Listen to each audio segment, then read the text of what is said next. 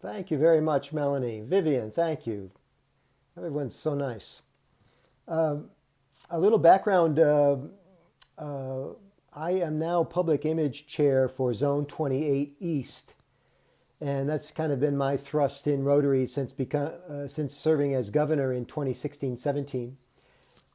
Joining Rotary has been one of the best decisions I've ever made in my life. It continues to give back to me in ways that just astound me, like meeting people like Melanie just in a happenstance on the way back from a convention that over 10,000 other people attended. And here we are practically sitting next to each other on the plane. It was lovely.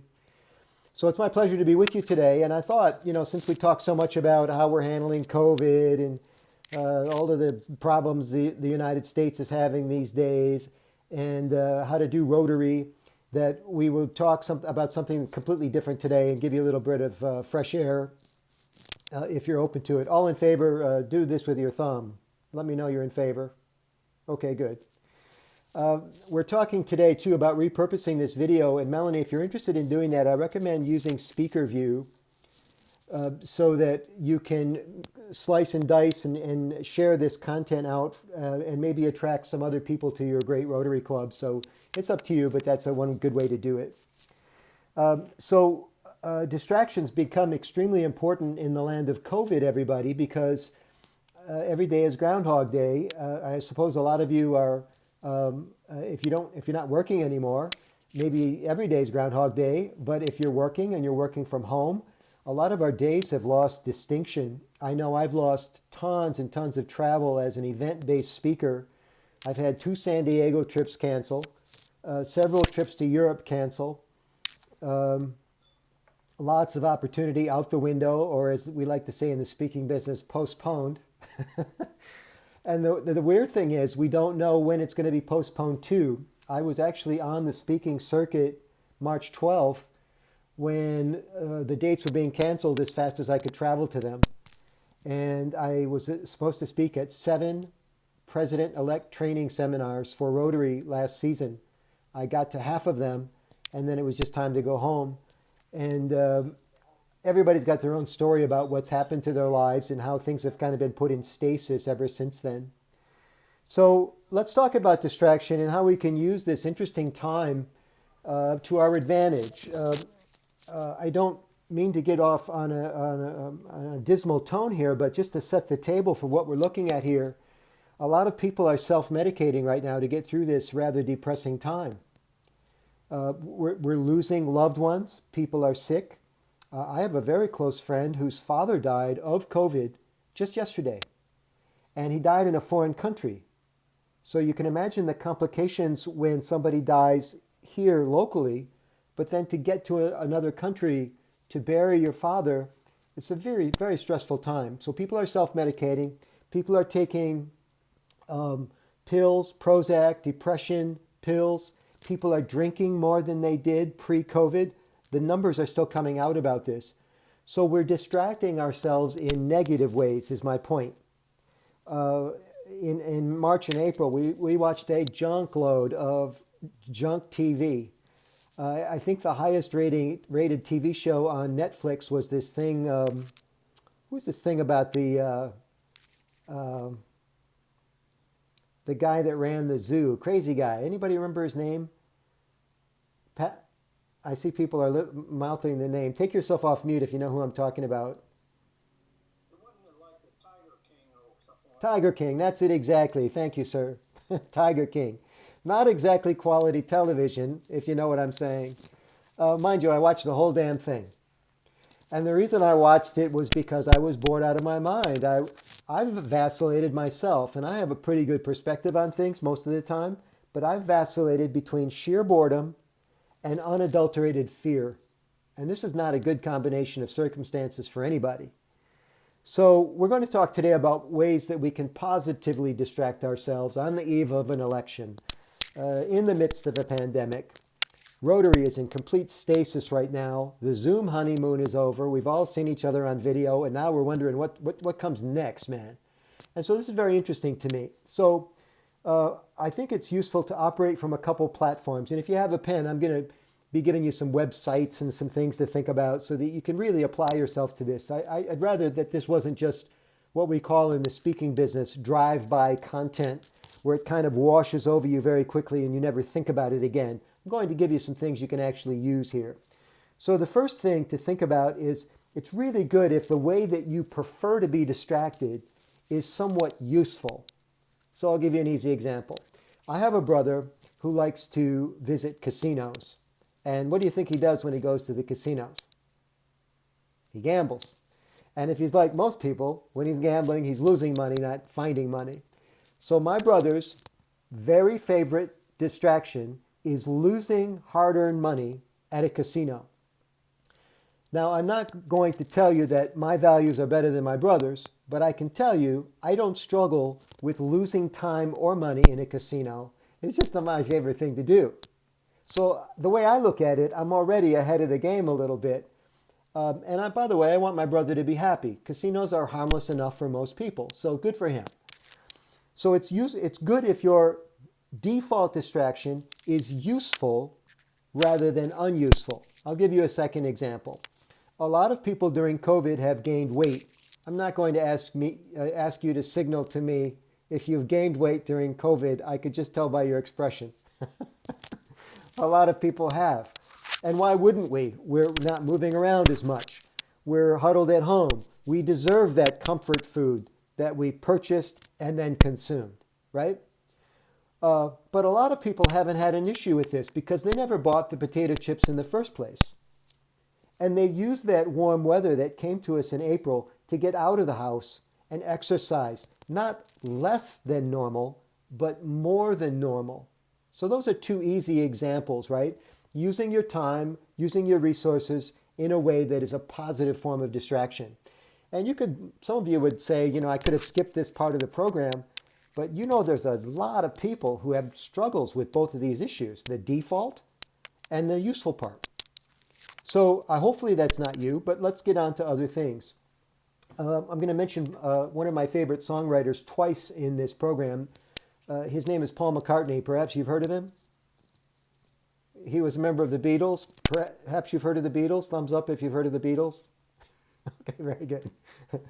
So somebody asked Paul McCartney during COVID, because he does a lot of interviews. Paul's never turned down an interview, I don't think. And they asked him in an interview, they said, what are you watching on television? What are you binging? Because this was the big question everybody was asking in March and April. And Paul said, I'm just now catching up on The Sopranos. Well, Sopranos was on like a couple decades ago. And they said to him, why are you just catching up on it now? And he says, because when I get up in the morning, I'm busy. I do stuff. He's one of the most productive musicians of our generation, probably the two generations before that as well. So he's not watching Tiger King, is what I'm trying to tell you. He's just now watching The Sopranos, which is 20 years old. So by making better choices about how we choose to spend our downtime, our daydreaming time, our distracted time, we find that things get better for us. Another personal example, I like sports enough, I guess, but I'm not a big fan of watching basketball or football or baseball, either live at the event or on television. Baseball now, it's virtually a 3-hour exercise to watch a baseball game. It is so slow moving. And I played a lot of baseball when I was younger. But I've moved my values to something else. I've moved my time to something else these days. True confessions, I did watch The Last Dance, the story of the Chicago Bulls' final season. Thumbs up if you've seen it. It's mostly about Michael Jordan, so if you're a fan, I recommend it. It's a good show. But pick and choose these activities, and I think that you'll find that you'll have more rewarding existence here for the next little while. The final filter that I want to share with you comes from something called a cognitive bias. Cognitive bias. These were discovered by Daniel Kahneman and his associate a few years back now. You can Google it up. There are over 150 cognitive biases. I'm only going to share one of them with you right now. Actually, one and then the mirror of that one. So the one I want to share with you is called optimism bias, right? Because if you have optimism bias, you believe that the glass is half full, right? Oops. You believe the glass is half full. You believe things are going to work out. You believe the world's not going to hell in a handbasket. You believe Rotary is going to survive this little timeout and thrive in the coming months, right? And optimism bias is another one of those good default filters to be working in, because if you're distressed all the time, and I was like this during COVID, what am I doing? I'm checking the news 4 and 5 and 6 times a day. I'm checking that damn COVID tracker to see what the numbers are in Michigan. I'll tell you what, man, I wasted a lot of time during the pandemic checking on the status of a bunch of things. Most of it was misinformation. Thumbs up if you've been misinformed during the pandemic. Everybody. Wear a mask. Don't wear a mask. Wear a mask again. Social distancing doesn't matter. 10 feet, then 6 feet. And some people still don't think social distancing matters. By the way, Michigan, which took a lot of heat for how we were focused on this in the early days, not distracted, but focused. When other states were distracted, Michigan was focused. We used to be top 5 in terms of total COVID cases. We're now, I think, number 18 among the states.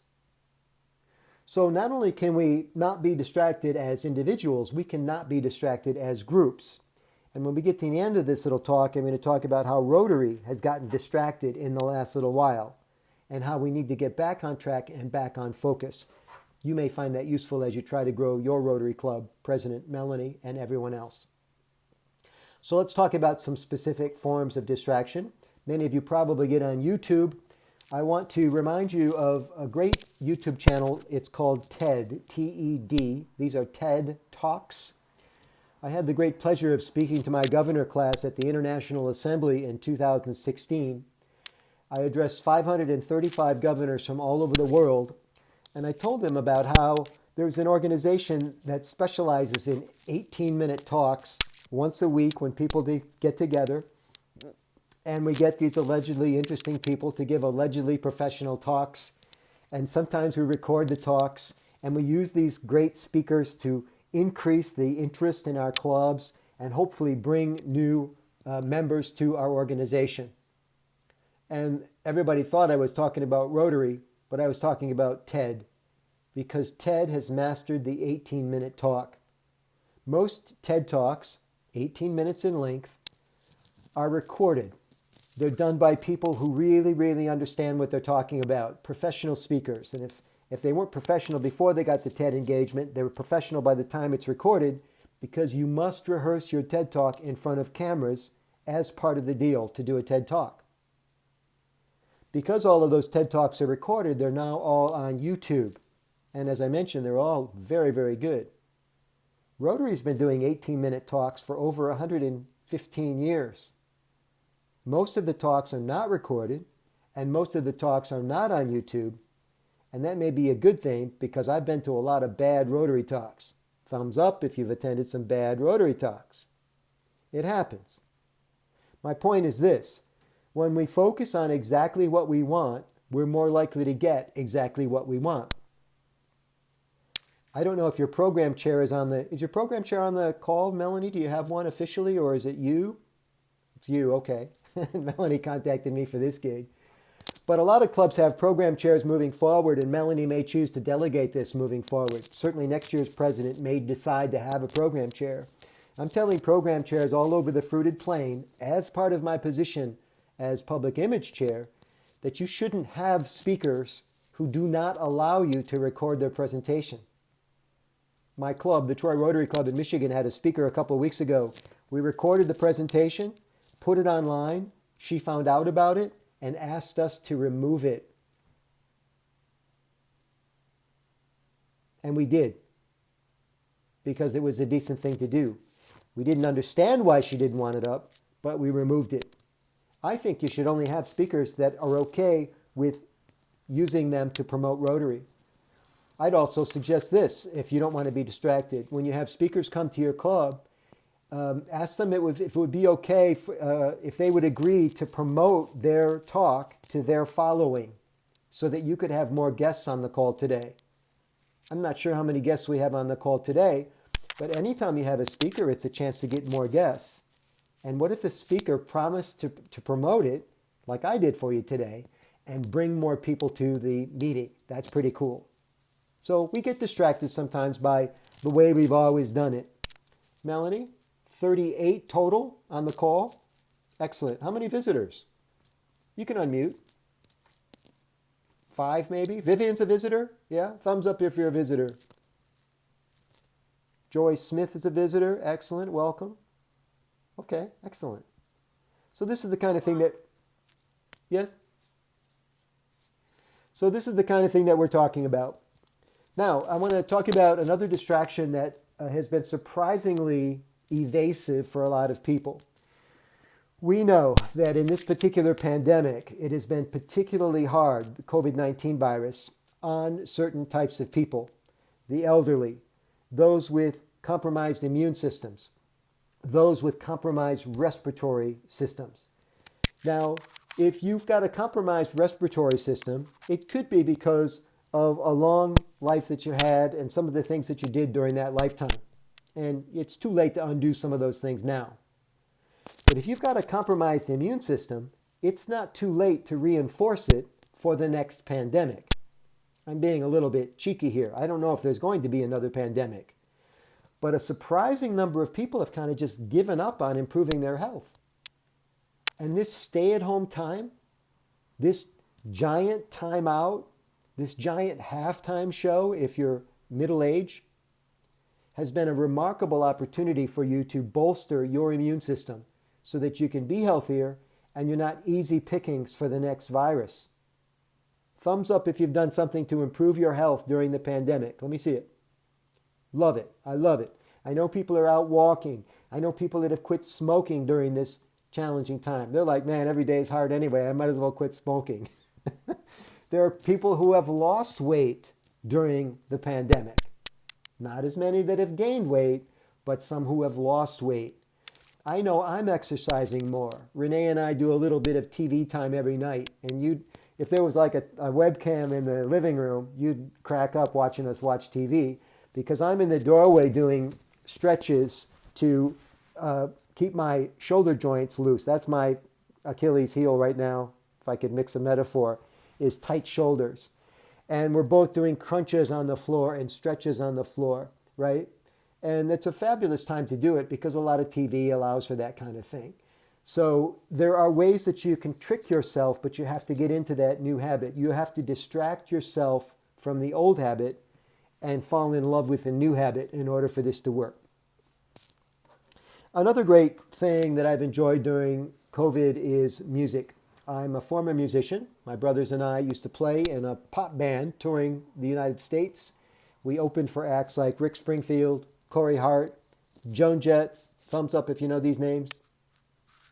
Okay, a few. And I learned a lot about music, and I appreciate music in so many ways. Thank you, Kelly. Thank you, Joy. I appreciate music in so many ways. So I started to do a deeper dive into music, and I don't just listen to the hits anymore. I listen to what we used to call in FM radio days the deeper cuts. I found a song by Paul McCartney, second time I'm going to mention him today, and the song is actually called Distractions. It's a slow, lovely little song. And if you're ever having trouble, you've had a rough day, your pulse is up, your breathing rate is up, you're a little rattled, you didn't like what happened, what's happening with the election, whatever. And you sit down and you put a pair of closed ear headphones on if you can find them in the house. Closed ear give you better fidelity, better than these guys, these open ear. Or in front of a good stereo system. And you listen to Paul McCartney's song, Distractions. And you can actually create a playlist of your favorite music like this. And it's such a lovely way to spend 30 minutes. And if you get this playlist going on your telephone, on your cell phone, you can take it out to the hammock or to the Chase Lounge on the patio in the backyard. And you can just be at one with your music. And it's just lovely. A fantastic way to stay calm in the state of affairs that we're in right now. Two more tips and then we'll open up for some Q&A. I've always thought it was a good idea to have a good self-esteem, a good self-concept, because if you feel good about yourself, you're halfway to helping other people feel good about themselves. And there's a secret for this, everybody. I just got an iPhone 11, and I love it. It's got a new camera. The camera has special features on it that I think I'm going to really enjoy. It's a better quality camera. And I joked on Facebook yesterday that when I got the iPhone 11, that it upgraded my contact list to better people. It was a joke, but when I posted on Facebook, a lot of people said, I hope I made the cut. I don't know if they thought I was serious, there was new software out there or what, but I'm kidding, right? If you were in my contact list before, you're still there, don't worry. But my point is that you have a chance to upgrade your contact list every day. And if you have negative people in your life, they're not helping you right now. They may have some good qualities, but negative people, listen to me carefully. If you don't remember anything else I say today, remember this. Negative people have amazing stamina and unlimited patience. They will hammer and hammer and hammer at you with negativity until they take you down. And the only way to deal with negative people is to not be around them. You can't change people, nor would you want to. I don't want to change people. And some of us have negative people in our families, or our close friends are negative, and we put up with them for various reasons. And what I'll share with you, a good piece of advice, is if you can't say goodbye to the negative people in your life, try not to say hello so often, because it can ruin your day. And if you see them often enough, they will take you right to that place. And you know this if you're talking politics with somebody recently, say somebody who's really, really Republican or really, really Democrat. And they start talking to you, and before you know it, you're talking politics. You didn't even want to talk politics. It was because of their energy that took you there. And you can't change them. So just a tip. You can do whatever you want, of course. My final tip for avoiding distractions or having good distractions, and some of you are just the right age group for this. I have a really large collection of photographs, real photographs on Kodak paper. Thumbs up if you got a bunch of photographs in your possession. Yeah. So I decided this is going to be a great time for me to digitize those photographs. Now, there are two ways that I know of. Well, three ways to do it. One is you can take them to somebody and have them do it. Okay. And then you pick them up. They're going to charge you some bill for this. And then you'll have them in a file, an electronic file, which is a folder or a disk, whatever.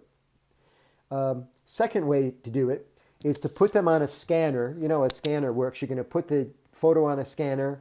You're going to scan the photograph. It's going to take that long for it to happen. You got to take it off, put the next one on. You could probably do them in groups of 4, but it would take me forever to do this with the large collection of photographs that I have. So I decided to take my new iPhone and I put it on in good light, no shadows. I take a photo and move it. I move the paper photo, next one down. I take a photo, move it like this. And you know what? It's got me thinking about my past, people I haven't seen in a long time. Sometimes I'll take a break and send them a message. How are you? Been thinking about you. Sometimes I send them a copy of the photo that I just digitized. And over time here, and it's going to be a while before we're done with this pandemic, I'm going to have all of my photos digitized. And then I'm going to throw the paper photos out. I have moved those paper photos to 4 homes. 4 sets of boxes that come with me every time I move, and I'm tired of it. And I just think that this is going to be a better way to go moving forward. So this has been very good therapy for me. It's clearing up space. It's allowing me to get back in touch with some people I haven't been in touch with for a while. I think that's a victory all the way around. What do you think? I want to close with a couple of tips for not being distracted with Rotary, and then we'll open it up for some Q&A, everybody. We are past Zoom 101. The honeymoon is over. We all know what it's like now to be collected and see everybody's faces on Zoom. We are now faced with the same problem we had when we had physical meetings, which is how in the heck do we keep our club vital? How do we get new members? How do we keep Rotary clubs interesting so the members don't fall away from us? These are ongoing issues. and we need to focus on them. So there are several ways that you can do this. Melanie's right. You can get any speaker in the world to come to your club now. But I'll tell you, the good speakers want to know you're going to have more than 50 people on the call. Congratulations on the 38. By the way, the number's still the same as it was 20 minutes ago. I've been watching to see if it goes down. It is not going down. Vivian's not going anywhere. You having a good time, Vivian? So my point is that if you want the really good speakers, you tell them you're going to drive traffic to their website and you're going to have more than 50 people on the call. At Troy Rotary, on certain occasions, we tell them we're going to have over 100 people on the call, and then we follow through, and everybody wins. So this is how not to get distracted. The other thing that we're doing is trying to find a way to use these meetings to get more people involved. And I'll share a technique with President Melanie. She didn't know I was going to share this. But it's a technique I use when I'm speaking all the time, and I call it share the microphone. So I find as many ways as I can to let other people talk. We chatted with some people individually before Melanie rang the bell this morning, and I'm going to, you watch how many people we're going to give the microphone to in a couple seconds. I want everybody to have fun and be engaged, because when you're engaged, you feel like you participated in the meeting. You were riding in the front seat, not in the back seat. So these are some of the things I wanted to share with you today. We're going to monitor the chat and answer all the questions there. And of course, you can take yourself off mute if you want to ask some questions. And Melanie, if you want to tee up those questions for me, you're welcome to. Stan Keeler's on with us today. He says he remembers me from his years in District 6450 and zone events. Thank you very much, Stan. Stan, take yourself off mute. Are you with us still? Yeah, and if anyone wants to ask a question, they'll unmute themselves. So. Sure. How are you doing, Michael? Hey, good, thank you. How are you keeping busy during the pandemic, sir? Working in my shop, lots of Rotary, lots of Zoom meetings. Good for you. I'm the district membership chair, past district governor. Congratulations, thanks for serving. What do you do in your shop? What do you create? Sawdust. Well done, sir. I'm sure you're very good at it. I'm really good at sawdust. Very good. Other things happen with sawdust, no problem. Pleasure. Let's see, Vivian. I thought he was going to mention, by he, I think she means me. Hi, Vivian. Vivian, take yourself off mute. I thought he was going to mention various connections to websites. I must have misunderstood. Well, here you go, Vivian. You go to YouTube and you type in Paul McCartney distractions. And that's a website, essentially. It's going to take you to his song. And then you can play the song and see if it's your type of music, right? I also recommended, I don't know if you like basketball, maybe not, but I mentioned The Last Dance, which is good quality television. It talks about teamwork. It talks about how to manage disparate personalities, which were the Chicago Bulls were famous for. And if you get bored with all that stuff, I'll bet you'll like Tiger King, Vivian. No. Not Tiger King. Okay. Let's see who else. What else we can do for you today? Stan says, "Nice talk. Enjoyed it very much." Vivian asks, "What are you doing with the photos now on your cell?" You mean, Vivian? Put yourself on microphone again. You mean that now that I have the photos in my phone, what am I doing? Are you doing anything more to take them off your phone, or will the Yes. format? Yes, because you're right. Then you'd have thousands of photographs on the phone, right? So I have a hookup to Dropbox. So on occasion, I can just move them automatically over to Dropbox. Okay. And the interesting thing about Dropbox is that's where I can tag the photos. I can put the name, places that I remember, because over time I'll lose that if I'm like most people. You can't tag your photos on the phone as far as I know. If anybody has a technique for that, I'd be interested in knowing. What other questions can I answer for you about the art of distraction?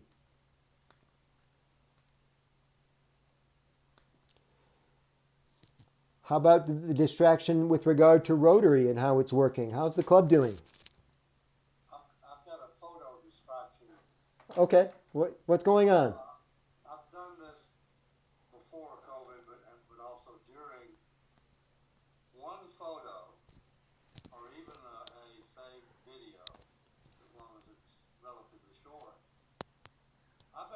send to people that I knew in high school or even since, and people start commenting on each other and emailing back and forth or texting or whatever they want to do. Yeah. Just one photo with maybe one or two or three people in it is a reconnecting kind of thing. You bet. Good for you. It's lovely. You'll have a lot of fun with that, Doug, moving forward, I'm sure. What else can I do for you today? Anybody? Yes, Matt.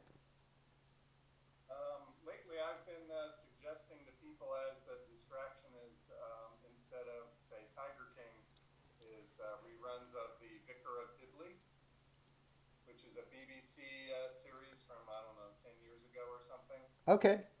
Anyone's familiar with that? Maybe raise your hand or thumbs up or something. I can't see everyone else, just you. What do you like about it, Matt? Well, and you mentioned disparate people. Yes. So, dealing with disparate people, and this is a vicar who came to a small English village full of disparate people. Yes. Okay. What is the name of it again? It's a comedy. It's very funny. So the way she deals with being a very together person, and of course being kind of a leader, and how she deals with these very strange people. What is the name of the show again? Vicar of Dibley. Vicar of Dibley. I'll check it out. Thanks for the recommendation. That's a little trick. Anyone else here heard of it? I've not heard of it, but I'll look it up. It's very funny. It's British humor. There's also a thing called Blackadder that has a number of years. If you like British humor, this goes back and it's really entertaining. Okay.